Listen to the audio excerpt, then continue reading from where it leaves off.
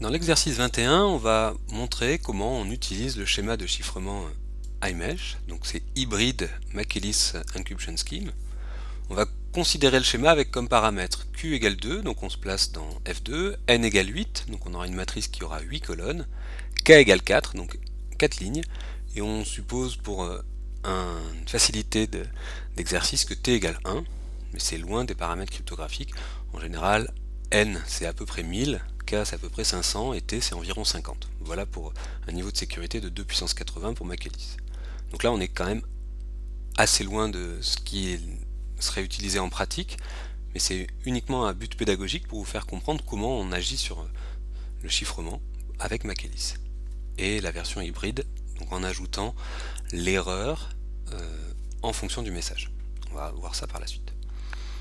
Donc je suppose que j'ai G' qui est égal à G fois P.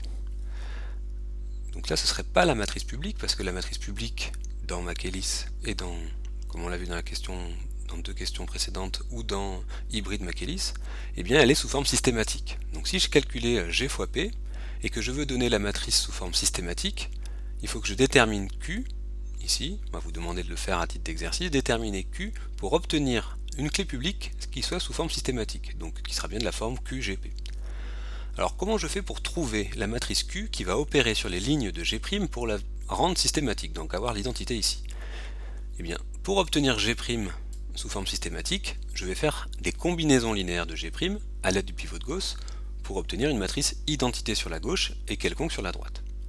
Donc pour avoir un 1 ici en première position et 3 zéros après, d'accord, puisque si je veux l'identité, j'aurai un 1 et 3 zéros, il faut que je somme la ligne 1 plus la ligne 3 et 4, comme ça ça fera 1 et 1, ça fera bien un 0 ici, et ce 1 et ce 1 là feront 0. Donc j'aurai bien un 1 suivi de 3 zéros. D'accord? Comment je l'ai déterminé ça? Eh bien je l'ai déterminé en faisant les combinaisons linéaires, les unes après les autres, qui m'ont permis d'obtenir ma matrice sous forme systématique. Donc je note dans un coin, sur la première ligne, au départ, je ne vais rien faire. Sur la deuxième ligne, je vais faire peut-être la première plus la deuxième, etc. Je vais noter toutes les opérations que j'effectue. Et après, je pourrais dire, pour obtenir ma première ligne 1 suivie de 3 zéros, voilà les opérations que j'ai effectuées. Sur la deuxième ligne, je vois que la ligne 3, elle a déjà 0, 1, 0, 0. Donc je vais mettre la ligne 3 en deuxième position, en deuxième ligne. Pour la troisième ligne, donc pour la troisième ligne qui sera ici, je vois que si je fais 1, 2 et 4, donc j'aurai 0, 0, 1, 0. Donc j'aurai bien la ligne 0, 0, 1, 0.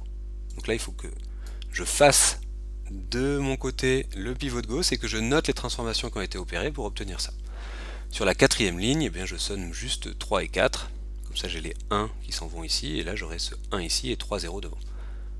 Donc on obtient, pour la matrice Q, 1, donc pour la première ligne j'ai sommé 1, 3 et 4, donc je mets un 1 pour la première, un 0 pour la deuxième, un 1 pour la troisième et un 1 pour la quatrième. Sur la deuxième ligne, j'ai sommé que la ligne 3 finalement, donc je mets 0, 0, 1, 0. Pour la troisième ligne, j'ai fait 1, 2, 4, donc 1, 2, 4. Et pour la dernière ligne, j'ai fait 3 et 4. Donc il faut que je mette ici 0, 0, 1, 0. Alors je vais vérifier avec vous que cette erreur s'est pas diffusée. Quand je fais QG, donc j'obtiendrai bien G', je fais bien les combinaisons linéaires qui sont données ici. QG, je fais la somme de la ligne 3 et 4. Donc 3 et 4, j'aurai bien 1, 1, 1, 0, 0. Très bien. Donc là, il y a eu une petite coquille. On doit mettre un 0 ici et un 1 ici. Mais la matrice G' est bien sous forme systématique, de manière correcte. Donc la matrice Q qu'il fallait donner à cette question, c'est cette matrice-là. 1, 0, 1, 1, 0, 0, 1, 0, 1, 1, 0, 1, 0, 0, 1, 1. Alors est-ce qu'elle est inversible? Eh bien, c'est pas très compliqué à voir qu'elle est inversible, puisque c'est celle qui permettrait, à partir de G' sous forme systématique, d'obtenir G' sous la forme qu'elle avait au départ. Donc je peux faire les combinaisons linéaires inverses. Donc par exemple, pour obtenir la première ligne, je dois faire la ligne 1 plus la ligne 4. Si je fais 1 plus 4, j'obtiens bien cette ligne-là. D'accord? Cette ligne-là, c'est bien la première ligne plus la quatrième. Donc sur la première ligne de Q-1, j'aurai 1 et 4, donc j'aurai 1, 0, 0, 1. Pour la deuxième ligne que j'ai ici, ce sera 1 plus 2 plus 3. Donc j'aurai pour ma deuxième ligne de Q-1, 1, 1, 1, 0. Et on peut vérifier que ce sera convenable pour l'ensemble des autres lignes. On peut avoir Q, Q-1, on peut vérifier en faisant Q fois Q-1 que ça donne bien l'identité, et si c'est le cas, eh bien je suis content, j'ai trouvé une matrice inversible Q et je connais son inverse, qui nous servira au déchiffrement. Donc là pour déterminer Q, je ne sais pas si c'est très clair, mais je pourrais répondre à vos questions si vous en avez. En tout cas, il faut trouver les combinaisons linéaires des lignes de G' qui m'ont donné la forme systématique. Comment on fait pour déterminer la clé publique? Donc la taille de la clé publique, ici ça va être uniquement cette partie-là qui est à droite, puisque l'identité, c'est pas la peine de le dire, on peut noter l'identité, on n'a pas besoin de donner les 16 bits qui sont ici. On sait, par convention, que si j'utilise iMesh, j'aurai ma matrice publique qui aura l'identité à gauche. Donc ici j'aurai uniquement les 16 bits qui sont là, donc je vais les encadrer, au lieu d'avoir les 32 bits de l'intégralité de la matrice.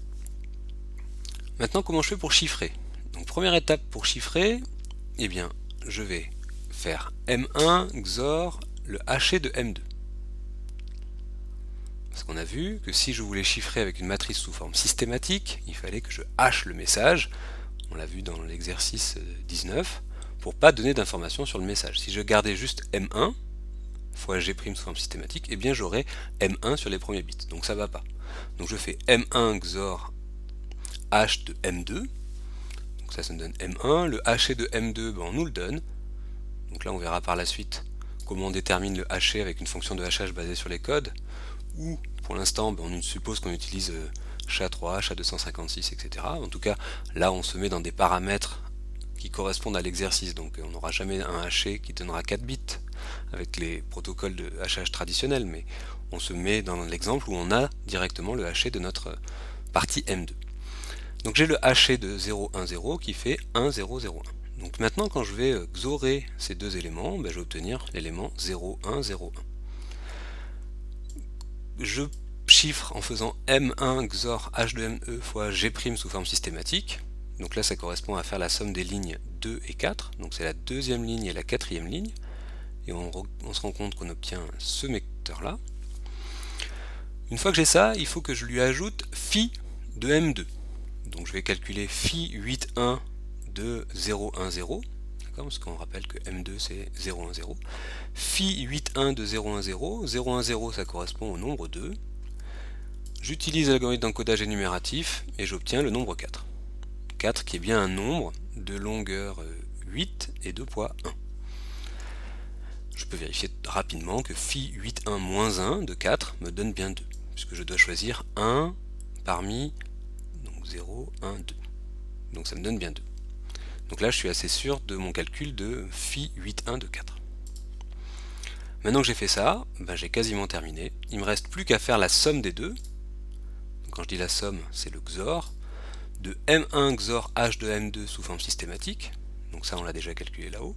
Plus phi 8,1 de M2 qu'on vient de calculer ici, qui vaut 4. On fait la somme, le XOR de ces deux valeurs-là, et on obtient 0,1, 0,1,1, 0,1. Donc là on a chiffré le message 11000010 et on obtient ici son chiffré. Voilà. Donc on a eu à faire quelques opérations, un haché, donc ça c'est pas compliqué, un produit matrice vecteur, où vecteur est à gauche et la matrice à droite, donc on fait la combinaison linéaire des lignes de G' systématique, donc ça c'est très peu coûteux, un encodage, donc là c'est la partie qui est un peu plus coûteuse avec ma fonction phi.